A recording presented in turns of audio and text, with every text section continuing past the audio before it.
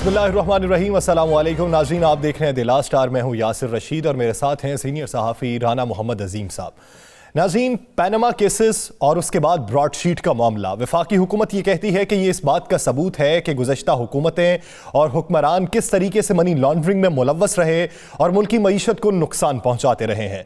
जबकि दूसरी जानिब अपोजिशन जो है वो ब्रॉडशीट जो केस है वो पब्लिक करने का मुतालिबा कर रही है। उनका ये कहना था कि ब्रॉडशीट केस में जो मौजूदा हुकूमत है उसकी कोताहियाँ हैं। अब दोनों जानिब से ये मामला उठाया जा रहा है। इसके साथ साथ चेयरमैन नैब को दबाव में लाने की जो बातें हो रही हैं उस पर सलीम मांडवीवाला का ये कहना है कि हमें बताया जाए कि चेयरमैन नैब को दबाव में कौन ला रहा है, वो पार्लियामेंट से रुजू करें। अगर पार्लियामेंट जो है, अगर सेनेट जो है उनकी बात नहीं सुनेगी तो फिर वो बात करें। इसके अलावा इलेक्शन कमीशन के सामने एहतजाज करने पर भी वफाकी हुकूमत ने अपोजिशन को छूट दे दी है। उनका ये कहना है कि आप एहतजाज कर सकते हैं, लेकिन अगर कानून हाथ में लेंगे तो फिर आपके खिलाफ एक्शन लिया जाएगा। कोरोना वबा की सूरत हाल और महंगाई पर बात करने के लिए हमें ज्वाइन किया है वज़ीर आज़म के मुआविन खुसूसी बराए सियासी रवाबित डॉक्टर शहबाज गिल साहब। गिल साहब, बहुत शुक्रिया आपके वक्त का। गिल साहब, आगाज करते हैं ब्रॉडशीट केस के हवाले से। ब्रॉडशीट केस में असल है क्या, हकाइक क्या हैं? अपोजिशन ये कहती है, वो इल्जामात आप पे लगाती है, आप माजी की हुकूमतों से उसे मंसूब करते हैं, तो अवाम तक क्लैरिटी के साथ क्या पैगाम पहुंचाएंगे कि ब्रॉडशीट में असल कसूरवार कौन है? जी, बिस्मिल्लाहिर्रहमानिर्रहीम, आपका बहुत शुक्रिया। देखिए, अवाम को समझने के लिए बड़ी क्विकली एक बता दूं कि ब्रॉडशीट एक कंपनी है कानूनी, जिससे ये मुआहदा किया गया परवेज मुशर्रफ के ज़माने में कि वो पाकिस्तान को लूटी हुई दौलत फाइंड आउट करके देंगे, क्योंकि वहाँ छुपा ली जाती है बाहर, और फिर उस दौलत को केसेस करके अदालतों के थ्रू वापस पाकिस्तान लाया जाएगा। और उनकी जो खिदमात होंगी इस सारे काम में, लूटी हुई दौलत फाइंड आउट करने में और मदद करने में, वापस लाने में, उस पर हमने उनके साथ, पाकिस्तान ने उनके साथ एक चीज तय की। ये जनरल परवेज मुशर्रफ की हुकूमत के दौरान ये मुआहदा हुआ।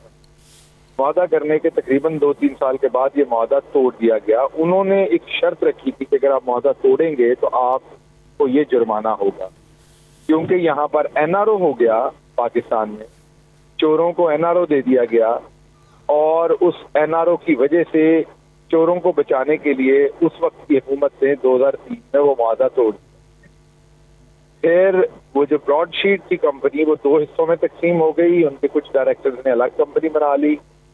एक हिस्से के लोगों ने कोलोराडो में, अमेरिका में जाकर एक मुकदमा कर दिया। एक क्योंकि एनआरओ कर चुके थे, यहाँ मिलजुल चुके थे, इन्होंने जाकर वहां पर पैसे पे कर दिए उनको चुप करवाने के लिए, यहाँ की हुकूमत ने उस वक्त की है, और ये 2008 में पे किए गए, पीपल्स पार्टी की हुकूमत की जारी बात है। और उसके बाद फिर दूसरी ब्रॉडशीट की जो कंपनी थी जो यूके में थी, मैंने आपको बताया कि 2 हिस्सों में तकसीम हो गई थी कंपनी, उन्होंने मुकदमा कर दिया कि असल कंपनी तो हम है, इन्होंने गलत कंपनी को पैसे पे कर दिए। वो मुकदमा चलता रहा और हमारी हुकूमत आने से पहले वो उस मुकदमे का भी फैसला इंग्लैंड में हो गया।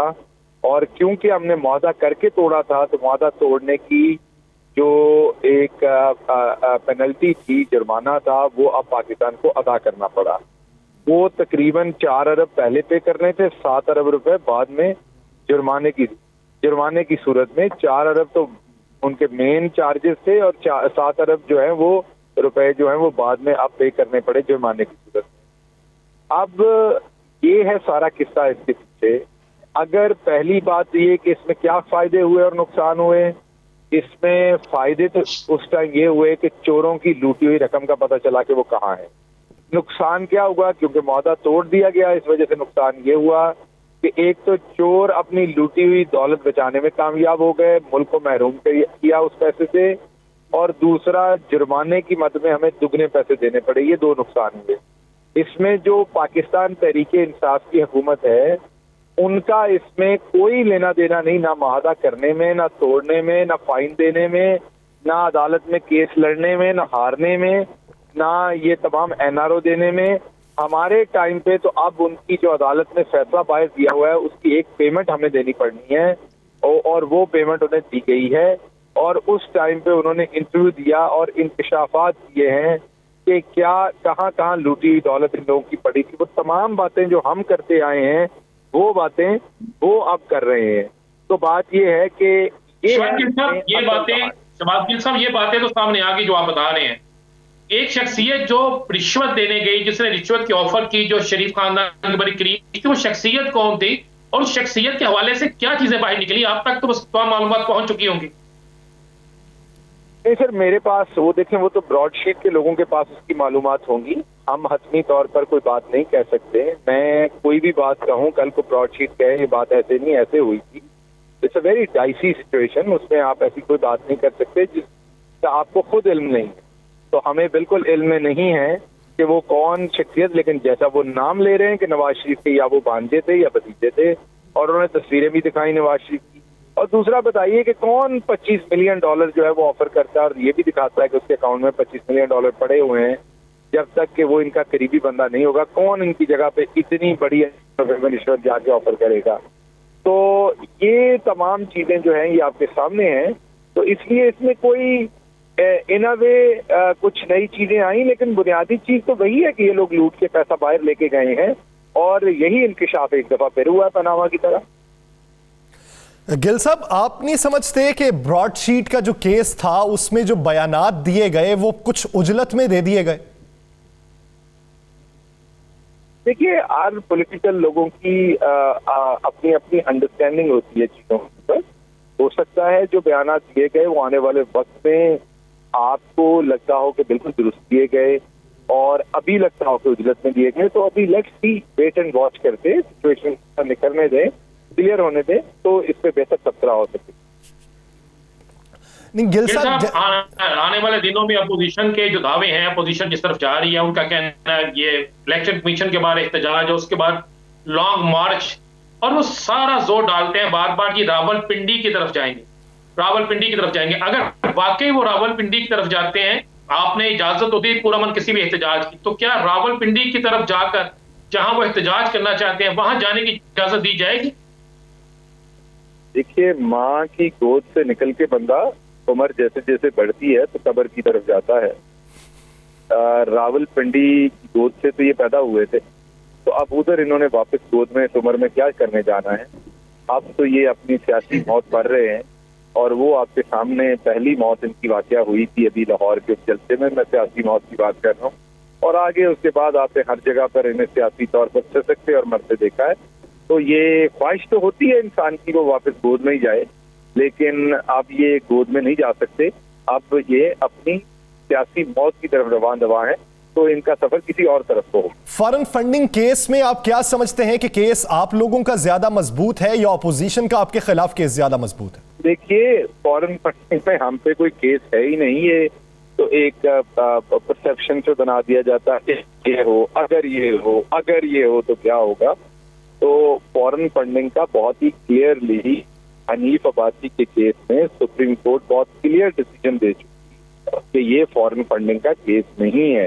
पाकिस्तान तहरीक इंसाफ 40,000 जो है वो दस्तावेजात दे चुकी है, दूसरों ने एक पेपर भी नहीं दिया। 3 दफा इलेक्शन कमीशन उनसे मांग चुका है, उन्होंने अभी तक अपना रिकॉर्ड जमा नहीं करवाया। टारगेट तो पीटीआई ने सेनेट इलेक्शन के लिए अपना सेट किया होगा, लेकिन अपोजिशन जमातों में कुछ ऐसे हलके भी हैं जो बयानिए की वजह से नाला है या किसी और वजह से, क्या उनका जो रुझान है वो पीटीआई की तरफ होगा? देखिए राणा साहब, आपके सामने है सारा कि मुस्लिम लीग नून के बहुत सारे लोग जो हैं वो मुस्लिम लीग नून के मुल्क जो इनके चंद लोग हैं उनके मुल्क दुश्मन बयानिए की वजह से, स्पेशली नवाज शरीफ और उनकी बेटी मरियम और इनके 4-5 हवारी जो हैं, इनके मुल्क दुश्मन बयानिए की वजह से वो इनके साथ नहीं खड़े। अब इन मौजूदा हालात में इनके बहुत सारे मेंबरान भी इनके साथ नहीं खड़े। तो ये देखते हैं जैसे जैसे सिचुएशन निकलती है आगे, कानून के मुताबिक ही पाकिस्तान तहरीक इंसाफ ने चीजें करनी है। पाकिस्तान तहरीक इंसाफ ने तो आइन और कानून के तहत चलना है, आइन और कानून के तहत चलते हुए देखेंगे आगे जैसे जैसे सिचुएशन निकलती है। पार्लियामेंट की तरफ रुजू करने के लिए, पार्लियामेंट का जो कार्रवाई है उसे बहाल करने के लिए क्या हुकूमत एक कदम आगे बढ़ाएगी, अपोजिशन को वापस बुलाएगी पार्लियामेंट में? पार्लियामेंट तो उसमें क्या ऐसा है जो हमने बढ़ाना है? पार्लियामेंट तो काम कर रही है अपना। अपोजिशन अपना रोल प्ले कर रही है, हुकूमत अपना कर रही है। अगर आप चाहते हैं कि एनआरओ दे दिया जाए तो उसी से इस मुल्क में एक दूसरे के हाथ को हाथ में पकड़ के गाना गाना है मुल्क में, तो फिर ही सब कुछ ठीक होना है। तो वो तो आप बहुत दफा देख चुके हैं, इस तरह की जमहूरियत भी और इस तरह की पार्लियामेंट भी। मेरा नहीं ख्याल पाकिस्तान को ऐसी पार्लियामेंट दोबारा चाहिए, या पार्लियामेंट की ऐसी प्रोडक्टिविटी दोबारा चाहिए जिसमें लूट मार का हिसाब ना हो और लूट मार पे एनआरओ दिया जाए। तो वो दिन चले गए, अब आपको इस तरह की चीजें नजर नहीं आएंगी। ये जो मुफाहमत के नाम के ऊपर लूटा जा रहा था, ये जो मुफाहमत की मुनाफिकत थी, उसकी सियासत अब आपको देखने में नहीं मिलेगी आइंदा। कम अज कम इमरान खान की हुकूमत में ऐसी चीज देखने को नहीं मिलेगी। जो मुनाफिक और करप्ट हैं उनको ये चीज बहुत बुरी लगती है, लेकिन जो भी कोई ज़ियो शऊर और शऊर रखने वाला बंदा है वो ये समझता है कि गुंडे में और शरीफ में कभी भी दोस्ती नहीं होती। चोर, डाकू और शरीफ आदमी मिलकर कोई एक प्रोजेक्ट इकट्ठा नहीं करते। एक और सवाल, एक बात का जवाब दीजिएगा। सानिया मच पे आप वाहद बंदे थे, अपनी पार्टी के साथ बड़े खुल के खड़े रहे, आपका मौक़िफ़ बड़ा वाज़ेह रहा और आपके ट्वीट हम देखते रहे। तहरीक इंसाफ एक जमात है, बहुत बड़ी जमात है, अक्सरियत है इसकी, तो क्या वजूहात है कि बाकी लोग क्यों खामोश रहते हैं और आप डटे रहते हैं? देखिए राना साहब, इस तरह की प्राइम मिनिस्टरशिप इमरान खान कर रहे हैं जिसमें उन्हें कौम का दर्द है, जिसमें उन्हें अपने वतन अजीज का दर्द है, गरीब का दर्द है, जिसमें वो सबसे पहले कौमी मसाइल को, गरीब के इंटरेस्ट को सामने रख के फैसले लेते हैं। तो अक्सर औकात इमरान खान साहब को बहुत मुश्किल फैसले लेने पड़ते हैं, क्योंकि वो मुनाफिकत के फैसले नहीं लेते, वो कौम के वसी इंटरेस्ट में, स्पेशली गरीब के वसी इंटरेस्ट में फैसले लेते हैं। तो उनके लिए मुश्किल फैसले लेना भी आसान नहीं होता, मुश्किल फैसले लेते हैं। और जब आपका लीडर मुश्किल फैसले लेता है, आपको नजर आ रहा होता है कि आपके लीडर को अब तनहा किया जा रहा है मुश्किल फैसलों की वजह से, तो उसके नुमाइंदे के तौर पर, उसके स्पोक्स पर्सन के तौर पर, उसके पार्टी वर्कर के तौर पर, उसके एक अदना पॉलिटिकल वर्कर के तौर पर आपकी ये रिस्पॉन्सिबिलिटी होती है कि फिर आप डट के अपने लीडर के साथ खड़े हों। जब मुझे ये नजर आएगा कि मेरा लीडर मुश्किल वक्त गुजार रहा है, मुश्किल फैसले कर रहा है, तो उसमें दिफा करना, इसमें कोई शक नहीं कि मुश्किल होता है, लेकिन मुझे इससे फिर कोई लेना देना नहीं होता कि और कौन खड़ा है साथ, कोई खड़ा है या नहीं। यह बात आपकी दुरुस्त है कि क्रिटिसिज्म बहुत होता है उस टाइम। आप जब कई दफा तनहा होते हैं या सिर्फ चंद लोग साथ होते हैं, तो आपको ये लगता है कि सारा क्रिटिसिज्म आपका गिरा, सारी जैसे फसाद। गिल साहब, नदीम अफजल चंद साहब के इस्तीफे की वजह क्या है? अभी तक की जो खबरें हैं उसमें आपसे भी इख्तलाफ राय एक वजह बताई जाती है, तो क्या नदीम अफजल चंद साहब को वापस बुला लिया जाएगा, इस्तीफा नामंजूर हो जाएगा? चंद साहब ने ये उनका क्योंकि जाती फैसला है, उन्होंने ही करना है, ये सवाल का जवाब वो दे सकते हैं। चंद साहब मेरे दोस्त हैं, मेरा उनसे बड़ा जाती एहतराम है। बहुत सारे लोग गलत इंफॉर्मेशन फैलाते हैं कि मेरा उनका कोई प्रॉब्लम हुआ ट्विटर पे, बिल्कुल नहीं। उनके मैंने किसी एक ट्वीट के ऊपर भी मैंने ट्वीट नहीं किया, उनके किसी एक ट्वीट को भी मैंने क्रिटिसाइज नहीं किया। शकील साहब ये बता दें कि कप्तान की वफाकी मीटिंग, वफाकी कैबिना की मीटिंग, उसके बाद आज पंजाब में और उसके बाद दीगर विजिट भी है, क्या कप्तान जो है वफाक में, पंजाब में या केपीके में अपनी फील्डिंग तब्दील करने के मूड में है? कोई फील्डिंग तब्दील हो रही है? देखिए ये तो प्राइम मिनिस्टर फैसला करेंगे। He is the boss, he is the leader, वो फैसला करेंगे। वो ये फैसला अगर करते हैं या नहीं करते या कब करते हैं, ये उनसे है। मैं उनके तर्जमान के तौर पे जब मुझे वो बताते हैं कि ये चीज हो गई है या ये करनी है और इसके ऊपर इंफॉर्मेशन में इंगेज होना है डोमेन में, तो मैं तब होता हूँ। अभी मेरे पास ऐसी कोई इंफॉर्मेशन नहीं है राना साहब। सही, यानी ये इस वक्त वज़ीर आज़म की सवाबदीद है कि वो अपनी फील्डिंग चेंज करते हैं या नहीं करते। उसी फील्डिंग के ज़रिए ही मुल्की मईशत और मुल्की सियासी सूरत हाल को बेहतरी की जानिब गामज़न करते हैं। बहुत शुक्रिया डॉक्टर शहबाज गिल साहब इस हवाले से अपना वक्त देने के लिए। नाज़रीन, वज़ीर आज़म लाहौर के दौरे पर आए, वज़ीर आला पंजाब से भी मुलाकात हुई, बहुत से एक मनसूबे का सूबे का संगे बुनियाद भी रखा और बहुत से इजलासों की सदारत भी की है। तो लाहौर आने का मकसद क्या है? फील्डिंग किस हद तक चेंज हो सकती है? राना साहब से जानेंगे। राना साहब, वज़ीर आज़म का लाहौर आने का बुनियादी मकसद जो अब तक सामने आया वो तो यही था कि संगे बुनियाद रखना है दो रोया सड़क का, उसके अलावा इजलासों की सदारत करनी है, कब्जा माफिया के खिलाफ जो एक्शन हुए हैं उस पर ब्रीफिंग लेनी है। क्या इसके अलावा और भी मकसद है?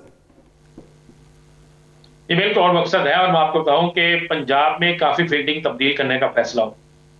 मेरे पास जो इतला है उसमें वज़ीर आला पंजाब जो है उन्हें शाबाश दी गई है, और उसके साथ साथ डॉक्टर यास्मीन राशिद को और उसके बाद हम मशीर इत्तलात में फरदौसा शकवान को, मियां असलम इकबाल को, इन लोगों को, मियां महमूद रशीद को, इन लोगों को शाबाश दी गई है। अख्तर मलिक के काम को भी सराहा गया है, जबकि 2 ऐसे वज़रा और एक बशीर ऐसा है जिसकी कारकर्दगी पर निशान लगा दिया गया है और उसे कहा गया है या इनकी कारकर्दगी बेहतर करें या इनको तब्दील किया जाए। उसके बाद ब्यूरोक्रेसी और पुलिस, इस पर बड़े सख्त नाला नजर आए हैं वज़ीर-ए-आज़म पाकिस्तान। मेरे पास जो इतला है उसमें एक आला पुलिस अफसर को आखिरी दफा कहा गया है कि अब आपके पास आखिरी चांस है। अगर आप अब भी अपने अदारे को बेहतर ना बना सके, आप अब भी अपने बेहतरी ना ला सके, तो किसी सूरत में भी आप दोबारा इस सीट पे नहीं होंगे। और मैं आपको यह भी बताता चलूं कि बाकायदा एक लिस्ट पेश की गई कि कौन कौन से पुलिस अफसरान, कौन कौन से ब्यूरोक्रेट्स जो हैं वो सियासी बुनियादों पर उनकी तैनातियां होती थी, उनके मुख्तलिफ सियासी लोगों से रवाबत हैं और उनके वो काम करते हैं और मेरिट से हट के काम करते हैं। तो ये बहुत बड़ी एक फील्डिंग लग गई है। उस फील्डिंग के मुताबिक जो है, बिल्कुल मैं आपको वाज़ेह कह दूं, उस फील्डिंग के मुताबिक बहुत से ब्यूरोक्रेट्स और बहुत से पुलिस अफसरान जो हैं वो भी आइंदा चंद दिनों में तब्दील हो जाएंगे। एंटी करप्शन के हवाले से वज़ीर-ए-आज़म पाकिस्तान जो है बड़े मुतमिन हुए हैं। कब्जा माफिया के खिलाफ और दीगर चीजों के खिलाफ वज़ीर-ए-आज़म पाकिस्तान जो है, उन्होंने डीजी एंटी करप्शन गौहर नफीस जो है उनके काम को भी बड़ा सराहा है, उन्हें शाबाश दी गई है। और पुलिस के हवाले से उन्होंने बिल्कुल वाज़ेह किया कि मैं उस वक्त मुतमिन होऊंगा जब मुझे आम आदमी की तरफ से यह बात आएगी सामने कि अब हमें इंसाफ हमारे घर की दहलीज पे मिल रहा है। अब थानों के अंदर पुलिस कल्चर तब्दील हो चुका है। अब पुलिस जो है वो सियासी नहीं, गैर सियासी है और पुलिस तमाम लोगों के साथ एक जैसा ही सलूक कर रही है। ये बड़ी क्लियर हुई है और ये भी वज़ीर-ए-आज़म ने मेरी इत्तला के मुताबिक कहा है और जाहिर इस बात को कंफर्म कर रहे हैं कि उन्होंने कहा है कि हमने पंजाब में ऐसी गवर्नेंस देनी है कि हर शख्स वहां पे जो बाकायदा तारीफ करे। और लाहौर में जो पिछले दिनों कूड़ा क्रिकेट और गंदगी के ढेर थे, उस हवाले से भी एक रिपोर्ट उन्हें पेश की गई जिस पर उन्हें बताया गया कि किस तरीके से पहले लाहौर में जो टीमें मौजूद थी उनके सियासी जो मुलाजमीन है जिनको भर्तियां की गई थी, उन्होंने किस तरह गंदगी को मजीद फैलाने में अपना रोल अदा किया। राणा साहब, एक आखिरी सवाल ये बता दें, क्या काबीना में कोई नया चेहरा शामिल होने वाला है पंजाब काबीना में? जी, 2 नए चेहरे शामिल होने वाले हैं काबीना में। 2 नए चेहरे मैं आपको बता रहा हूँ, 2 नए चेहरे काबीना में शामिल होंगे। फील्डिंग पंजाब की तब्दील होगी और फील्डिंग जो तब्दील होगी वो गैर मुतवक्को क्यों होगी? इससे पहले अगर देखा जाए तो तबादले ही होते रहे। मैं कह रहा हूं जिन पे निशान लगे हैं, बहुत से लोग समझते थे कि वो वज़ीर-ए-आज़म पाकिस्तान के बहुत करीब तरीन है या वज़ीर-ए-आज़म पाकिस्तान के करीब तरीन लोगों के बहुत करीब तरीन है।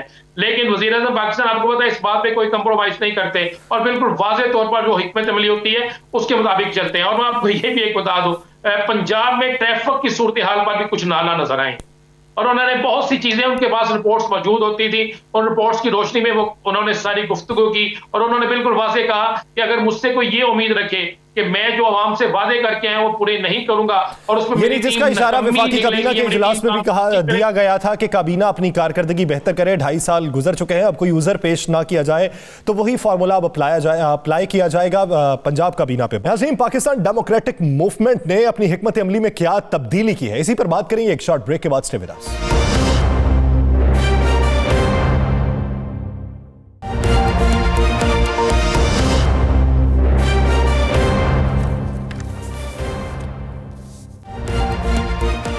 Welcome back. नाज़रीन, पीडीएम की नई हिकमत अमली के सेनेट इलेक्शन से पहले लॉन्ग मार्च किया जाएगा। किस हद तक सूदमंद होगा? लॉन्ग मार्च इस्लामाबाद की तरफ किया जाएगा या पिंडी की तरफ किया जाएगा, यह भी अभी फैसला नहीं होगा। लॉन्ग मार्च इस्लामाबाद ही किया जाएगा लेकिन बरास्ता पिंडी किया जाएगा, इस पर भी फैसला नहीं हो सका। इस्तीफों के ऑप्शन पे क्या अभी तक फैसले हो सके और आवाम तक क्या कुछ पहुंच सका है, यह भी कुछ क्लियर नहीं हो सका। तो पीडीएम की हिकमत अमली जो माजी से कुछ हद तक मुख्तलिफ हुई, वो कितनी असरअंदाज हो सकती है सियासी माहौल पे, और सियासी माहौल जो काफी गर्मा गर्म था अब किस हद तक ठंडा हो चुका है, बयानात की शक्ल में और अमली शक्ल में। इसी पर बात करने के लिए हमारे साथ पैनल मौजूद है। ब्यूरो इस्लामाबाद 92 न्यूज सुहेल इकबाल भट्टी हमारे साथ मौजूद हैं। एडिटर रोजनामा 92 न्यूज राव खालिद साहब हमारे साथ मौजूद हैं और एडिटर 92 न्यूज कराची सईद खावर साहब हमारे साथ मौजूद हैं। आप तमाम अफराद का बहुत शुक्रिया। राणा साहब, सबसे पहले आपकी जानिब आऊंगा। पीडीएम की नई हिकमत अमली में सेनेट इलेक्शन से पहले लॉन्ग मार्च का अगर फैसला कर लिया जाए तो यह किस हद तक सूदमंद हो सकता है, इसके नताइज क्या हो सकते हैं और नताइज में सबसे ज्यादा फायदा किसको हो सकता है? देखिए यासर, ये जो पीडीएम है जिसके जो आजकल रोजाना बयान दे रही है कि हम इस्लामाबाद या रावलपिंडी मार्च करेंगे। मौलाना साहब को पता नहीं रावलपिंडी से इतना प्यार क्यों है कि बार बार रावलपिंडी का ही नाम ले रहे हैं। लेकिन आज मैं पीडीएम की हिकमत अमली आपके सामने रख देता हूं। चूंकि पीडीएम के अंदर वाज़ेह तौर पर आपको पता है कि दो ग्रुप बन चुके हैं। एक ग्रुप वो है जो बिलावल भुट्टो है, आसिफ अली जरदारी है, जो वो चाहेंगे पीडीएम में वही होगा। जिस तरह आप इन्होंने इस्लामाबाद में मार्च कर धरना देना इलेक्शन कमीशन के ऑफिस के बाहर, तो आप उसमें देखेंगे पीपल्स पार्टी की अहम क़यादत जो है वो वहां पे मौजूद होना, उसके इम्कानात बहुत कम है। सुनने में आ रहा है कि बिलावल भुट्टो शायद उसमें शामिल ना हो, ये इम्कानात है, क्योंकि उसकी वजूहात है। इनका यह कहना है कि अगर हमने इलेक्शन कमीशन के ऑफिस के बाहर धरना देना है, वहां एहतजाज करना है, तो फिर जो लॉन्ग मार्च होगा वो पिंडी नहीं इस्लामाबाद की तरफ होगा। और मेरे पास ये मुसक्का इतलात है कि पीडीएम की जो फैसले हैं, जो हिकमत अमली है, वो नई हिकमत अमली ये है कि अब पीडीएम जो है वो रावलपिंडी की तरफ नहीं जाएगी, वो इस्लामाबाद की तरफ जाएगी। और ये इस्लामाबाद की तरफ जो धरना नहीं होगा बल्कि मुख्तसर धरना होगा, वहां जाएंगे, एहतजाज करेंगे, बड़ा जलसा करेंगे, एक मुख्तसर से वक्त के लिए वहां पे ठहरेंगे और उसके बाद वहां से रवाना हो जाएंगे। और मौलाना फजलुर रहमान की जो ख्वाहिश है कि रावलपिंडी की तरफ धरना जाए, रावलपिंडी की तरफ मार्च जाए, वहां पर एहतजाज किया जाए, वो यकसर मुस्तरद हो चुका है पीडीएम के अंदर से। क्योंकि पीडीएम के अंदर इस वक्त बेशक मरियम नवाज जो है वो मौलाना के साथ है, लेकिन उसके बावजूद पीडीएम के अंदर जो अक्सरियत जिस चीज की तरफ जिस फैसले की तरफ जा रही है, वो पाकिस्तान पीपल्स पार्टी का फैसला होता है। पाकिस्तान पीपल्स पार्टी की क़यादत जो चाहती है पीडीएम को, वो उसी तरीके से लेकर चलती है। नई हिकमत अमली मेरी इत्तला के मुताबिक ये है कि इस्लामाबाद की तरफ जाएंगे, लेकिन आखिरी दम तक ये कहते रहेंगे कि हम अपना लॉन्ग मार्च जो है वो पिंडी लेकर जाएंगे, लेकिन एन वक्त पर वो लॉन्ग मार्च जो है इस्लामाबाद की तरफ जाएगा। और वहां पर जो एक लंबा अरसा बैठने की बात हो रही थी, लंबा अरसा धरने देने की बात हो रही थी, वहां पर जो घिराव की बात हो रही थी, उसमें से कोई ऐसी चीज नहीं होगी। सिर्फ मुख्तर क़याम होगा और उसके बाद एहतजाजी जलसा और जलसे के बाद चले जाएंगे। उसके बाद ये सारे लग जाएंगे अपने सेनेट इलेक्शन पे। अब चूंकि पीडीएम जो है वो अपने एक सियासी जो एक अफसर सूख है उसे कायम रखना चाहती है। अब बहुत से लोग ये सवाल पूछते हैं कि लॉन्ग मार्च का फायदा क्या होगा। लॉन्ग मार्च का पाकिस्तान पीपल्स पार्टी नून लीग सिर्फ एक ही फायदा लेना चाह रहे हैं कि हम एक ऐसा सियासी प्रेशर बना दें कि उनके जो अपने अरकान असेंबली सेनेट में उनके खिलाफ जा सकते हैं, जिसके इम्कानात उनको मौजूद है।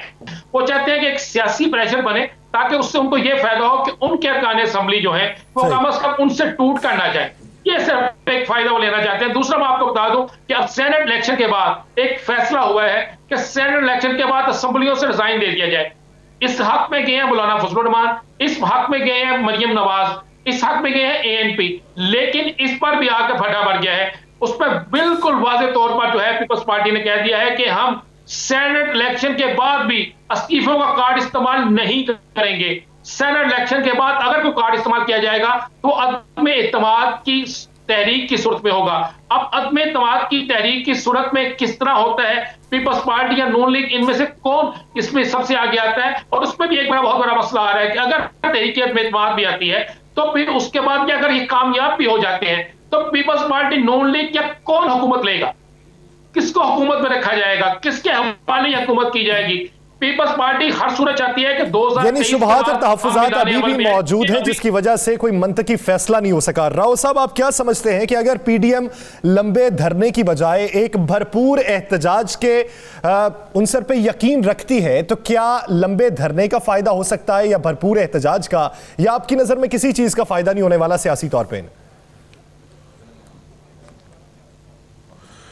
देखें, ये एक तो ये बुनियादी बात जो मुझे समझ आ रही है वो ये है कि जो इनके अंदरूनी इख्तलाफात थे इस्तीफ़ों के हवाले से, जिस तरह से ये लेके चले थे और जो हमारा पहले दिन से ख्याल था कि ये ज़्यादा देर इस तरह चल नहीं सकेंगे, वो पूरा होता जा रहा है। अब वो ख्याल यकीन में बदलता जा रहा है मेरा। तो अब ये अंदरूनी इख्तलाफात के बाद अब ये आगे एग्ज़िट स्ट्रेटजी के ऊपर, अब मौलाना उसमें किस हद तक उस एग्जिट स्ट्रेटजी के साथ चलते हैं नहीं चलते, जिसमें बुनियादी तौर पे यही है कि जो आप भी जिक्र कर रहे हैं, राना साहब भी कह रहे हैं, ये 19 को जैसे आएंगे, आके एक एहतजाज करेंगे, जलसा करेंगे, तकरीरें करेंगे और शाम को गायब हो जाएंगे। इस तरह से किसी और इशू को बना के 15 दिन बाद 20 दिन बाद मे भी ज़िमनी इलेक्शन में कुछ चीज़ उठा के उसके हवाले से कुछ किस्म की बात करें। जो लॉन्ग टर्म धरने की बात है वो अनटिल अनलेस इनको पता है, इमरान खान साहब ने भी दिया था, इनको ये भी पता है कि उसके क्या नताइज निकल सकते हैं या क्या हासिल कर सकते हैं। उस पर मेरा नहीं ख्याल कि कुछ हासिल कर पाएंगे। पिंडी की जो मौलाना फजलुर रहमान बात करते हैं, मौलाना फजलुर रहमान असूली तौर पे जो पीडीएम के सरबराह की हैसियत से अपनी जो अथॉरिटी है वो तकरीबन खो चुके हैं, क्योंकि वो कुछ और कहते हैं पार्टियां बाकी कुछ और करती हैं, जो मेजर पार्टीज हैं नून और पीपल्स पार्टी वो बिल्कुल ही डिफरेंट करती है। जैसे इलेक्शन में हिस्सा लेने का फैसला, इस्तीफे पेंडिंग करने का फैसला, बिलावल साहब ने तो उसको वैसे ही कह दिया कि वो एक एटमी हथियार के तौर पे इस्तेमाल करेंगे, जिसका मतलब डिज़ास्टर है ऑब्वियसली। तो वो डिज़ास्टर की तरफ कभी नहीं जाएंगे, जबकि उनके पास हुकूमत भी है और उनको माजी का तजर्बा भी है कि जमहूरियत को जब कोई न्यूक्लियर अटैक किया जाएगा जमहूरियत पे तो उसका नतीजा क्या निकल सकता है। जमहूरियत तो बिल्कुल नहीं बचेगी उसमें, और कोई बच जाए तो पता नहीं। तो ये अल्टीमेटली मेरा नहीं ख्याल कि इससे कुछ निकाल पाएंगे, चाहे धरना करें, चाहे एहतजाज करें। इस्तीफे अगर नून सिर्फ देती है या फजलुर रहमान देते हैं, मेरा नहीं ख्याल वो इतने इफेक्टिव होंगे। और उनमें से कितने लोग उन इस्तीफ़ों को इंडोर्स करेंगे, उनके अपने लोग, कि हाँ जी हमने इस्तीफ़े दे दिए, उसको कबूल कर लिया जाए। ये धरना करे, भले एहतजाज करे, कोई ख़ास नतीजा उसका खातिर खा पॉलिटिकल फ़ायदा इनको कोई नहीं होने लगा। बल्कि जो इन्होंने जिस तरह से अब तक मूवमेंट ये आई है और जिस तरह से डिज़ास्टर होता जा रहा है, पीटीआई को सियासी तौर पे बहुत ज्यादा फायदा होता जा रहा है। आपकी नजर में ऑपोजिशन की सही का पीटीआई को ज्यादा फायदा है। खबर साहब, आप क्या समझते हैं कि क्या पीडीएम के लॉन्ग मार्च से वफाकी हुकूमत पर कोई दबाव बढ़ेगा?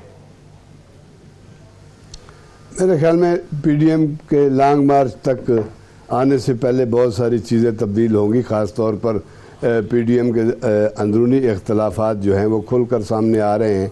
नून लीग नाराज़ है पीपल्स पार्टी से, पीपल्स पार्टी नून लीग से नाराज़ है, मौलाना फजलुर रहमान नून लीग और पीपल्स पार्टी से नाराज़ हैं। ये एक दूसरे पर बयानिया थोपने की और एक दूसरे के बयाने पर लाने की जो कोशिशें की थी वो रह आ गई है। ख़ास तौर पे पाकिस्तान पीपल्स पार्टी जो इस वक्त सिंध में हुकूमत भी कर रही है, वो किसी ऐसे अमल में शामिल नहीं होना चाहती जो निज़ाम को तलपट करने का बायस बने और अगली बारी में उनके लिए कुछ भी दस्तयाब ना हो। तो ख़ास तौर पर पीपल्स पार्टी सियासी खुदकुशी के हक़ में नहीं है और वो ये भी नहीं चाहेगी कि वाया ये जो पीडीएम अगर इत्तफाक करती है इस पर लॉन्ग मार्च पर, वो वाया रावलपिंडी जाए।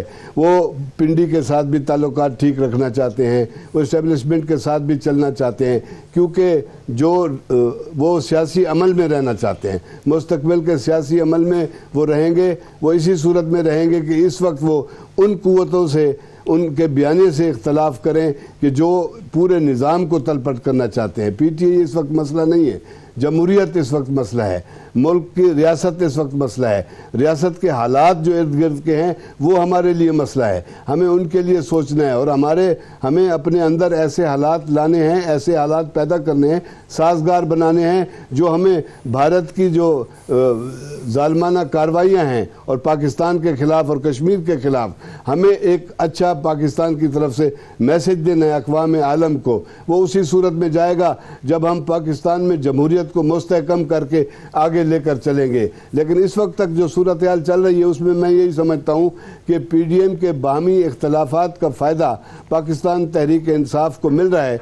लेकिन आपकी नज़र में भी पीडीएम के जो बाहमी इख्तलाफात हैं उसका फ़ायदा हुकूमत को ही जा रहा है।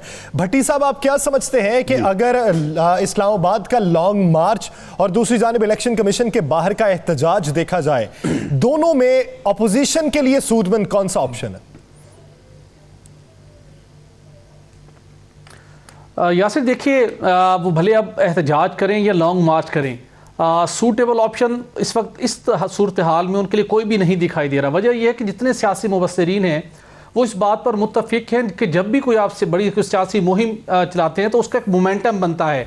आप छोटे जल्द से जुलूस रैलियों से चलते हैं और ग्रेजुअली आप सिस्टम पर और हुकूमत वक्त के ऊपर आप प्रेशर बिल्ड करते हैं। लेकिन यहाँ पे जो पीडीएम की जो स्ट्रेटजी थी वो शायद उस वक्त उन्हें इंटरनली बहुत ज़्यादा दबाव का सामना था या उस वक्त उन्हें जो ब्रीदिंग स्पेस चाहिए थी, उन्होंने वो ग्रेजुअली मोमेंटम का हासिल करने के बजाय जो उनके बड़े जलसे और बड़े जो इम्पैक्ट ओरिएंटेड उनकी रैलियाँ हो सकती थी वो पहले ही कर चुके हैं।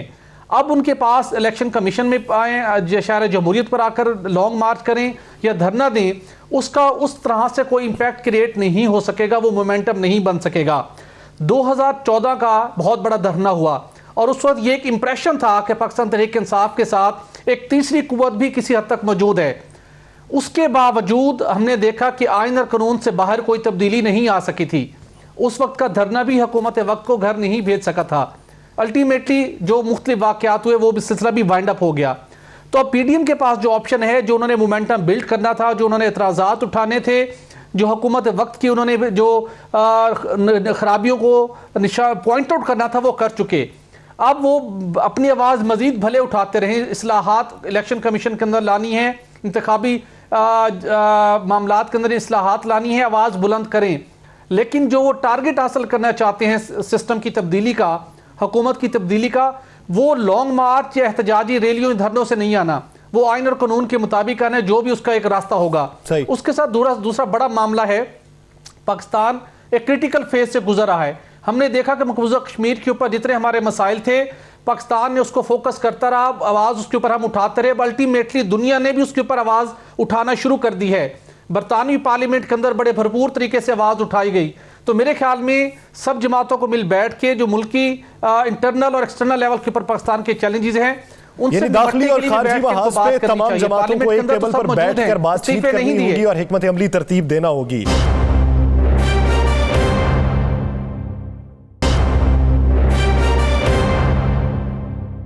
राना साहब, आप क्या समझते हैं कि जो शख्सियत लंदन से अभी पाकिस्तान पहुंची हैं, वो नवाज शरीफ साहब का क्या कोई खुसूसी पैगाम लेकर आई, किसी तक पहुंचाया?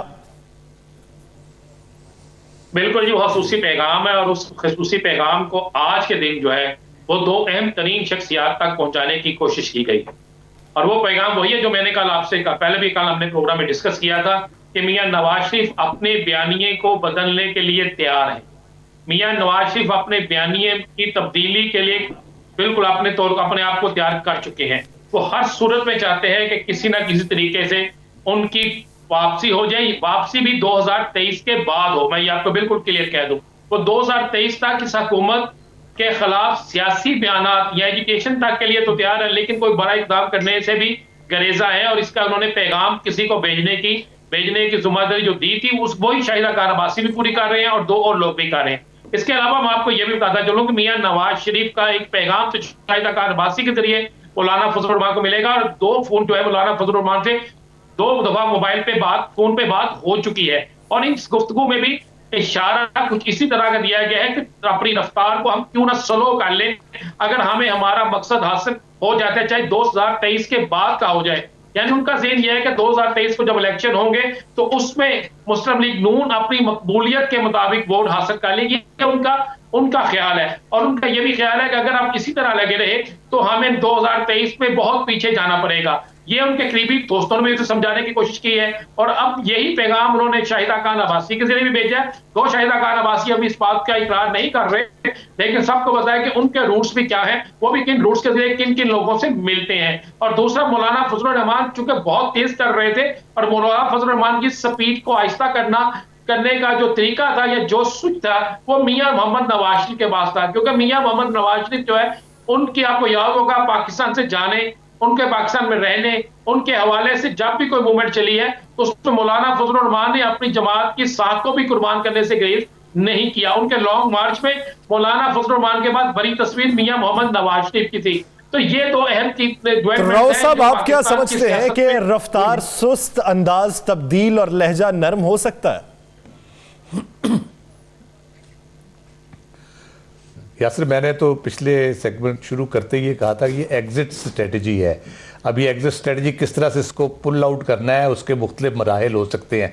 जैसे ये लंबे जलसे वगैरह ख़त्म करके अब एक एहतजाज करने आ रहे इलेक्शन कमीशन के सामने, इस तरह के 1-2 और एहतजाज होंगे। सेनेट के इलेक्शन के बाद तो वैसे ही मेरा ख्याल है हवा निकल जाएगी, जब ये मामला सारे सेनेटर्स वगैरह अपनी जगह पे आ जाएंगे। लेकिन उससे पहले नून लीग को जो मुश्किल होगी वो सेनेट के इलेक्शन के लिए जो उन्होंने बंदों का डिसाइड करना है, उससे बड़ा आपको पता चलेगा कि अंदर क्या खिचड़ी उसके पक रही है। शायद खान साहब जो मैसेज लेके आए हैं और जो मियाँ साहब जो चाहते हैं वो किस लिए ये सारी चीज़ें चाहते हैं। मेरा ख्याल है कि अगर वो ये चीज़ें अगर चाह रहे हैं, अगर वो स्लो डाउन चाह रहे हैं, और मेरा नहीं ख्याल कि ये बात गलत होगी, राना साहब की इन्फॉर्मेशन बहुत दुरुस्त होती है, वो चाह रहे होंगे यकीनन, लेकिन उसके बदले में वो कुछ ना कुछ डिमांड ज़रूर कर रहे होंगे। उसमें मरियम नवाज़ की लंदन रवानगी भी हो सकती है, उसमें कुछ और भी जो पॉलिटिकल स्पेस है उस हवाले से भी कोई बात हो सकती है। शहबाज शरीफ साहब का जो एक इन्फ्लुएंस है पार्टी के अंदर और एज सदर उनका जो इन्फ्लुएंस है, उसको वो समझते हैं कि उसकी सपोर्ट भी कहीं ना कहीं से उनको मिल रही है। उस हवाले से भी मरियम का क्या रोल हो सकता है पॉलिटिकल, अगर वो यहीं पे रहती हैं तो मेरा ख्याल है कोई ना कोई बार्गेनिंग चिप होगी उनके पास अगर ये इस चीज़ पे जाते हैं। लेकिन जैसा कि भट्टी साहब ने कहा, पीडीएम की तहरीक का मोमेंटम तो टूट चुका है, अब वो क्या पैगाम देके इनफरादी तौर पर ही सबकी जंग जारी है, इनफरादी तौर पर ही सब फायदा हासिल करने के चक्कर में दिखाई देते हैं। नाज़रीन, आगे बढ़ेंगे और बात करेंगे गवर्नेंस के हवाले से। जितने हमारे मुआशी इस वक्त हैं उसमें बेहतरी के हवाले से वज़ीर आज़म की जानिब से ऐलानात भी किए जाते रहे। गुज़श्ता कुछ अरसे में हमें गंदम की किल्लत का भी सामना रहा और गंदम की किल्लत को ख़त्म करने के लिए और आने वाले दिनों में पैदावार में इजाफे के लिए भी हुकूमत की जानिब से एक मराती पैकेज जो किसान रिलीफ पैकेज के नाम से था उसका ऐलान किया गया, लेकिन उस पर अमल दरामद नहीं किया गया। अमल दरामद ना होने की बुनियादी वजह क्या है? भट्टी साहब, अगर देखा जाए तो गंदम का हमारा शोबा, कपास का शोबा, हमें इसमें दरामद करने की जरूरत पड़ गई, तो इसमें बेहतरी के लिए हुकूमत के जो इकदामात थे वो अमली शक्ल क्यों ना इख्तियार कर सके? यैसे देखिए, गुज़श्ता सीज़न के अंदर पाकिस्तान तहरीक इंसाफ की हुकूमत को गंदम की किल्लत की वजह से बहुत सी मुश्किल सूरत हाल और तनकीद का सामना करना पड़ा। हमें गंदम इंपोर्ट करना पड़ी, करोड़ों डॉलर्स उसके ऊपर हम खर्च कर चुके हैं और अभी तक गंदम की इंपोर्ट का सिलसिला जारी है, क्योंकि लोकल मार्केट के अंदर आटे की कीमत कंट्रोल नहीं हो रही थी। उसके बाद ये फैसला हुआ कि जो बुनियादी जो मसाइल थे वो ये थे कि हमें जो भी गंदम की नई फसल आती है उससे पहले हमारे पास जो डाटा होता है वो एक्यूरेट नहीं होता, डिमांड और जो एक्सपेक्टेड प्रोडक्शन होती है उससे मुतल्लिक अंदाजे दुरुस्त नहीं होते। तो हमें पेशगी इक़दामात करने चाहिए ताकि एटलीस्ट हम ज़री मुल्क हैं। कपास के अंदर हम खुद कफील हुआ करते थे, अब हमें कपास इंपोर्ट करना पड़ती है।